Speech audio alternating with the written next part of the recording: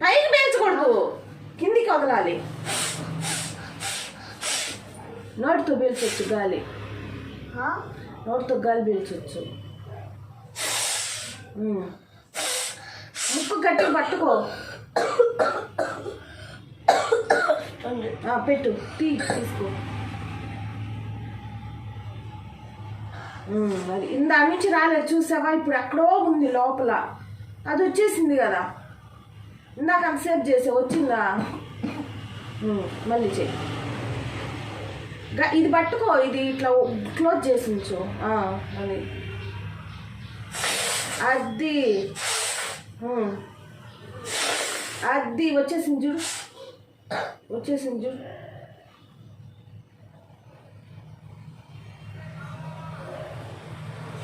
Very good. మళ్ళీ ఇటు మూసి ఇటను. ఇంకా పోద్ది, ఇటు మూసి ఇటను. అది కానీ గుడ్, వెరీ స్టార్ట్. అది మళ్ళీ అట్ట కాదు, అట్ట.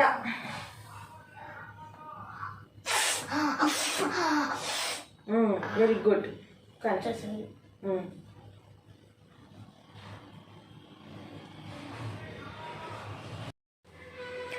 Hi friends, welcome back to my channel Judson daring women.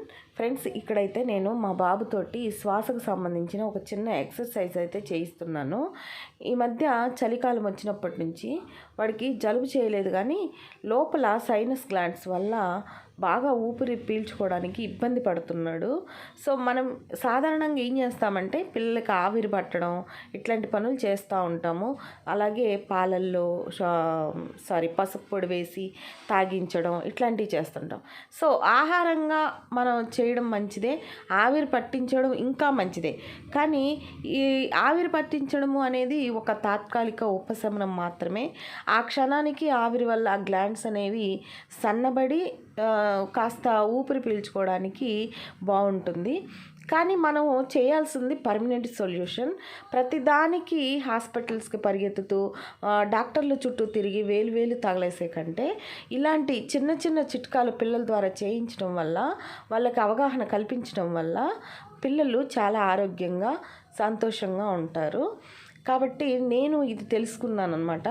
ఇది ఇలా చేయడం వల్ల ఆ లోపల ఉన్నటువంటి లంగ్స్లో నుంచి బయటికి ఆ శ్వాసని బయటికి కంప్లీట్గా వదిలేయడం వల్ల ఏమవుతుందంటే లోపల ఉన్నటువంటి ఆ బ్యాడ్ పార్టికల్స్ కూడా బయటికి అనేది వచ్చేస్తాయి అన్నమాట. సో అందుకు మా బాబుకి ఎంతో నైతారంగా చెప్పి ఇలా చేస్తే నీకు చక్కగా శ్వాస ఆడుతుంది, నీ ముక్కులో ఉన్నటువంటి బ్యాడ్ స్మెల్ అనేది పోతుంది, అలాగే ఆ పార్టికల్స్ అన్నీ బయటకు వస్తాయి అని చెప్పి వాడికి అవగాహన కల్పించి ఈ ఎక్సర్సైజ్ అనేది చేయించాను.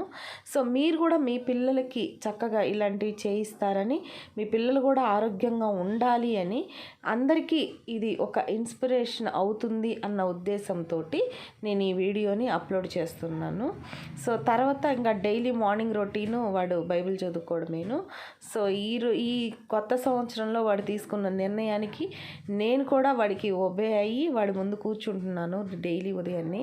పేరెంట్స్గా మనం చెప్పినప్పుడు పిల్లలు విన్నప్పుడు, పిల్లలు చేసే పని మంచిదైనప్పుడు, అది వాళ్ళు మనకి చెప్పినప్పుడు తల్లిదండ్రులుగా మనం చేయడంలో చాలా మంచిగా గౌరవంగా ఉంటుంది.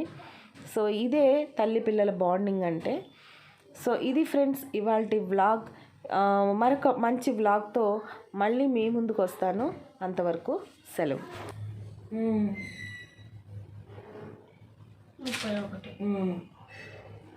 మరి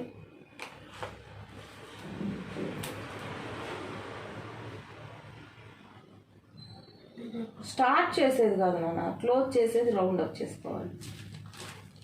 చదువు.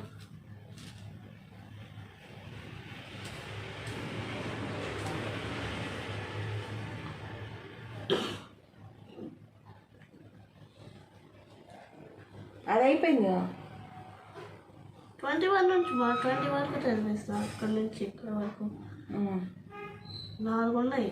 1 సరిపోతుందా ఉమ్. ఇక్కడ నుంచి గొప్ప సందడి గల ఉమ్. కొంచెం దగ్గరికి రా, నేను కూడా చూస్తా, నేను కూడా వింటా.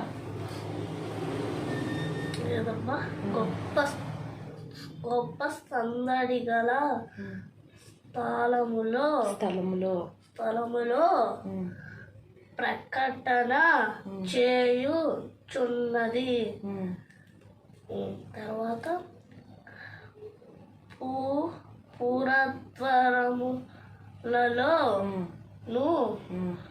పురద్వారములలో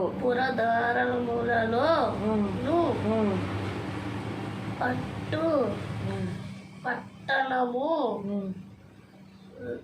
లోను జ్ఞానము ప్రాచురించుచు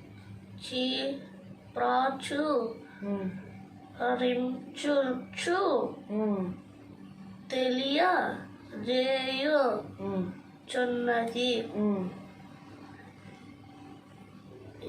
ఎట్లాగా జ్ఞానము లేని వారలారా 22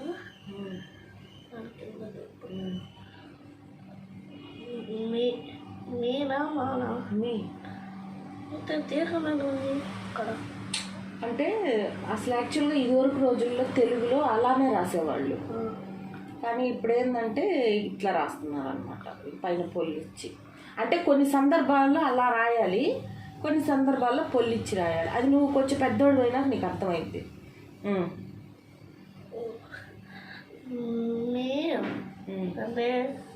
నాలు జ్ఞానము లేని వారుగా ఉండగోరుదురు.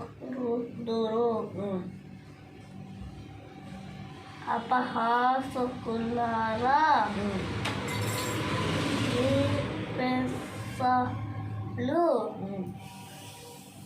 అపహాస్యము చేయించు ఆనందింతురు. అయిపోయిందా? 5 వచ్చినారు. 5 వచ్చానాలా? మరి రోజు 5 కాదు నువ్వు చదివేది. 20 ఇక్కడ 2 వచనాలు చదువుతాను. మరి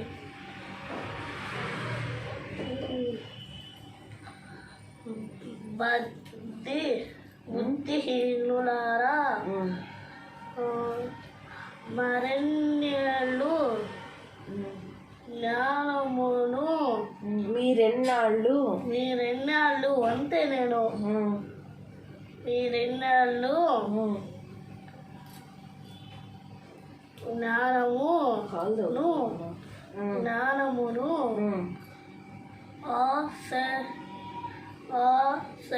అపహసించుదురు.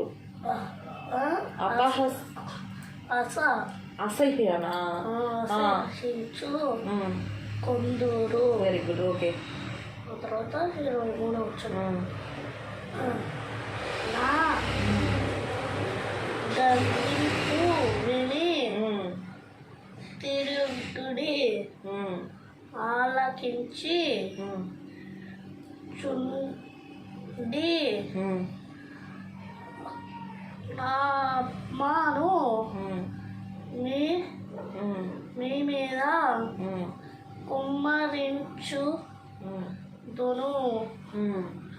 కుమ్మరించుదును. నా ఉపదేశమును మీకు తెలిపెదను. 24 వచనం. నేను పిలువగా మీరు వినక పోతిరి. నా చెయ్యి చాపగా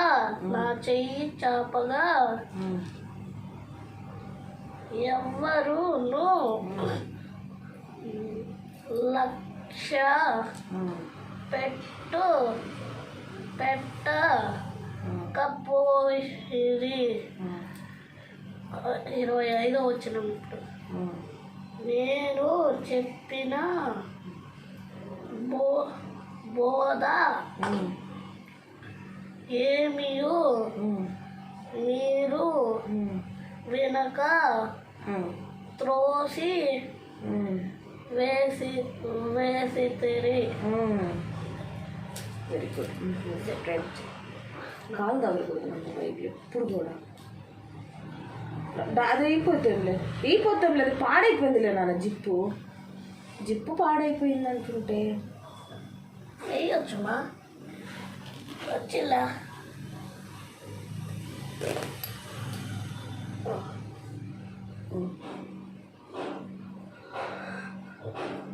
అయ్యా నీ కాలమంతియు మమ్మల్ని కాపాడావు, అలాగే మాకున్న కష్టాలను దూరం చేశావు. దానికి నీకు కృతజ్ఞతలు. ఇప్పుడు మేము చదివిన వాక్యాన్ని దీవించండి.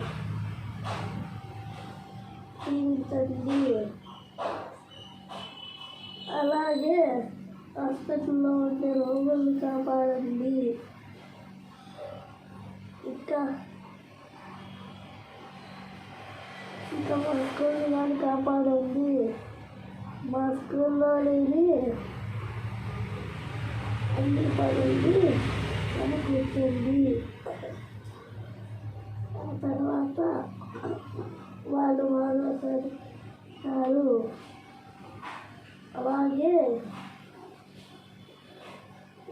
మా కాకాని మా అమ్మని ఇంకా నన్ను తాతగారిని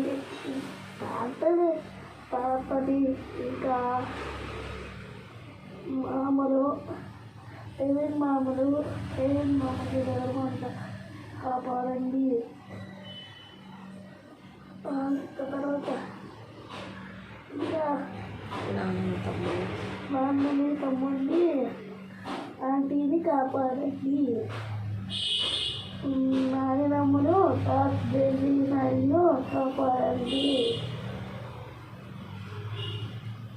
ఇంకా మాకున్న కొన్ని కష్టాల్ని తీర్చండి. మేము సంతోషంగా జీవించటకు సాయం చేయండి. ఆమె అంతే. నాకు వచ్చినట్టే చెప్పేశాను.